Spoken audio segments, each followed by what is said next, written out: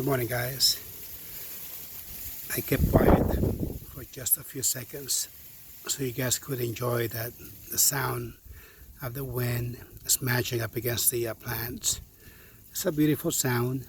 I love it when I come out here and I can hear that breeze. It just brings back memories. But with that breeze, it also comes the winter and very cold weather.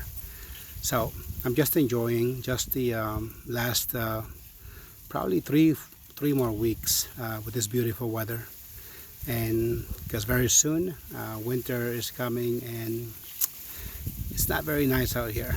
I have to wear a sweater, jacket, sweatpants every time I come out to the yard. And anyways, good morning, guys. It's October 25th. Yeah, October 25th, 2019. It's on a Thursday. It's about 2 p.m. in the afternoon. Beautiful day. It's about 80 degrees Fahrenheit out there. And I wanted to bring you along with this mini garden tour.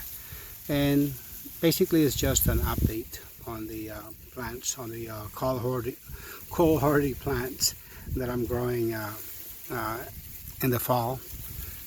This right here is Swiss chard. It's taking forever to take off, but it is coming along good. This is the yellow Swiss chard. I think this is white Swiss chard and red Swiss chard. It's looking pretty sad, but I know it's gonna be taking off very soon. Might as well remove the dead plants. They're just taking up energy from the plant. Just clean it up just like that. And an update on my radishes. For some reason I'm having it's really been a bad year for me to grow radishes. I don't know why. What's going on? I gave lots of seed to my brother who lives across the way from me, and he doesn't have good soil in his garden. He just plants the whatever I give him. He just plants it straight on the ground. He just waters. But his radishes are, believe it or not, it's about three times the size of this one that you're looking in front of me. I don't know why. Anyways, so this is the update on my fall garden. As you can see, a lot of the seedlings, the kale seedlings that I transplanted here, they're all doing pretty good.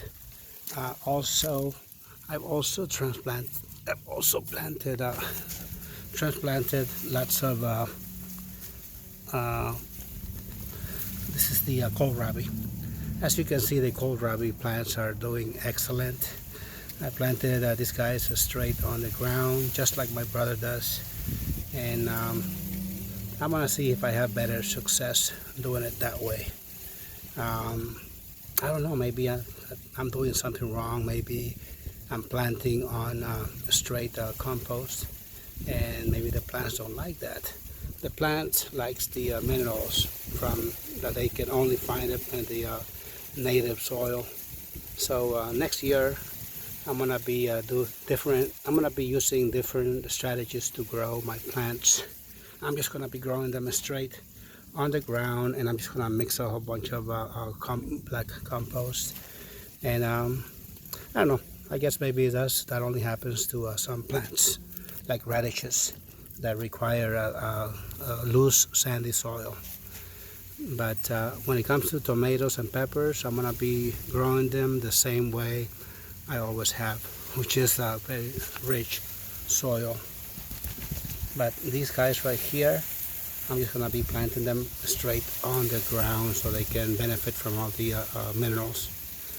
Anyways, this is just a short update. As you can see, my dinosaur kale plants are also doing excellent.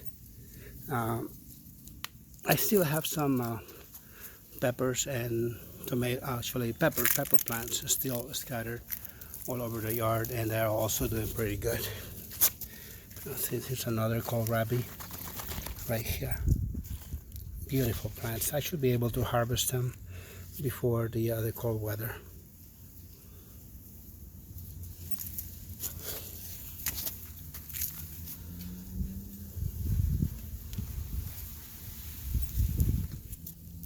Let me see what else we have on the other side.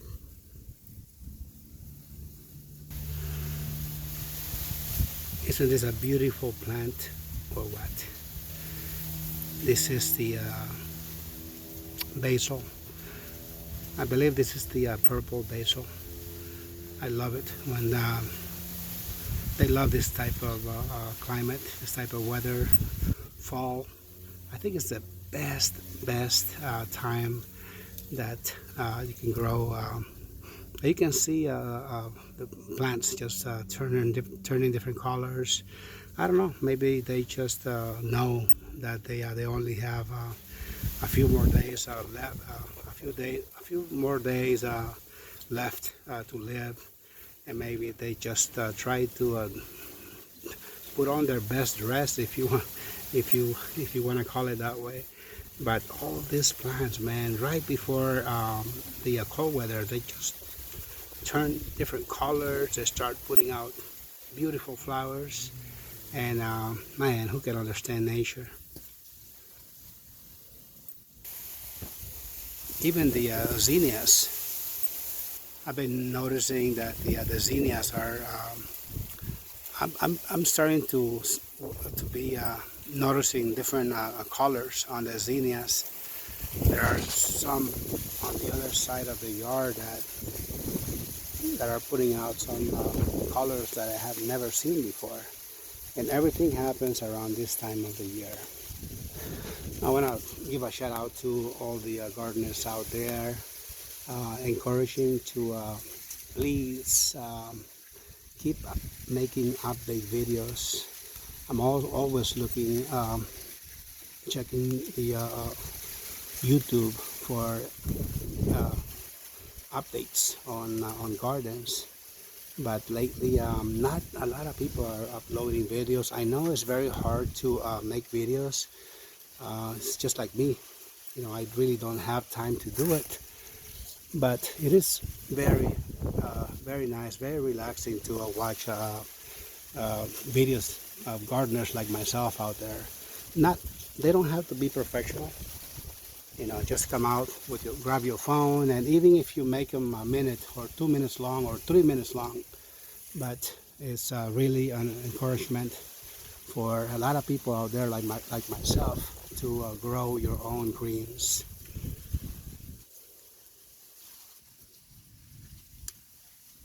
As I was saying before,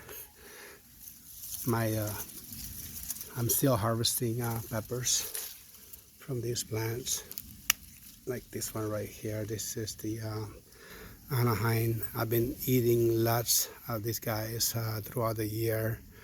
I have not bought one single pepper from the store this year. As you can see, even the jalapenos, they're so delicious. I've been harvesting also throughout the year. Celery is still doing good. As you can see, I still have some celery plants scattered all over the yard. But I don't know if I'm gonna be growing celery again because I don't eat it, and it's just they take up a lot of space that I could be using to grow vegetables that I actually eat, like the peppers or tomatoes or a lot of other stuff. This year I really overcrowded my raised beds. As you can see, I love to use the companion method when it comes to growing my garden.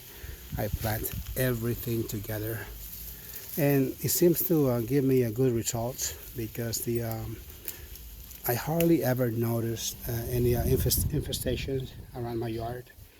I guess the bugs they're confused. They get confused, and they don't know what plants to attack, and that's why everything that you see stays nice and green. I hardly ever noticed any aphids this year. And suggestion, practice the companion planting. It really works. Look at these Anaheim peppers. This plant is still loaded down with them. I'm still enjoying what remains of them. Very soon they're gonna have to say goodbye. Let me see what else I have on the other side of the yard. Let me take you around to the other side. See, more celery plants right there. Let me go see what else we have.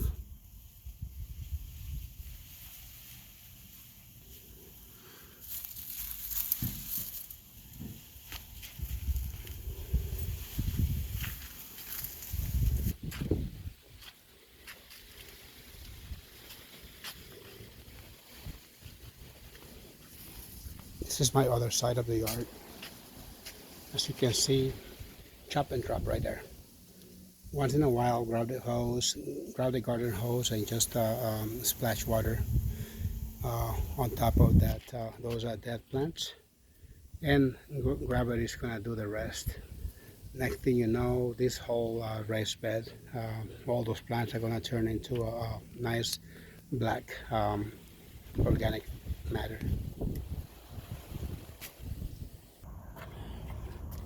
And this is the other side of the yard. As you can see, pretty much every single raised bed has been cleared up. All the dead plants have been chopped and dropped, and I just left them inside the raised beds. In 2, 3, 4 months from now, you're not gonna see any remainings. All of this is gonna be dark black soil, and I will make a video just before the next season starts, and you will see what I'm talking about. None of that's gonna be standing. Everything is gonna be turned into black rich soil. Look at this side of the yard. Looks very super clean. One thing that I didn't share with you guys, this took place about 8 months ago. This pine tree right here, this little used to be a bush. It's a pine. I don't know what variety it is, but it was ugly. So what I did, I turned it into that right there. It almost looks like a bonsai from Japan. Those are tiny little trees from Japan, bonsais. Now look at that. I have my giant bonsai type of tree, and oh my goodness, that was such an adventure. That thing was ugly. I had to remove, I think, probably 80% of all the foliage just to make it look like that. I think I did good. Anyways, let me see what else we got. This is my garlic. It looks like this garlic is gonna be ready. I think I should be able to harvest this garlic before the cold season starts. This garlic has been in this pot for, I think, 4 months now. 4 months, 3 to 4 months at the most, and the leaves are already starting to turn yellow and brown. And I believe that is the time where you're supposed to harvest it. But I'm gonna wait. I'm gonna wait until December. I'm gonna allow for the bulbs to get a little bit larger. And inside the same pot, I have a volunteer zinnia. I didn't think I was gonna see a flower out of this volunteer because of the cold weather, but man, this thing took off like crazy. This plant right here in front of you is no more than 30 days old. It was just a tiny little thing that just was just there, and now look at that, the first flower. Let's see what else we got. See, look at that. That's my compost pile. I already got the garden hose and kind of wet it, and it's going down. Gravity is gonna take it all the way down, and I'm gonna also be able to utilize these dead plants. And last but not least, my last raised bed. As you can see, guys, I don't throw anything away. All of those dead plants right there are all sunflower stalks that anybody else would have disposed them in a trash can. Not me. Here they are. They're gonna decompose and they will become fertilizer for my plants. And this is all I have for you guys today. I hope you like this video. Please comment, and if you can give us some likes, I would really appreciate it. And don't forget to share these videos so other people can benefit from it, and especially the ones living up in the high desert. Thank you all for watching, and I will see you on the next one.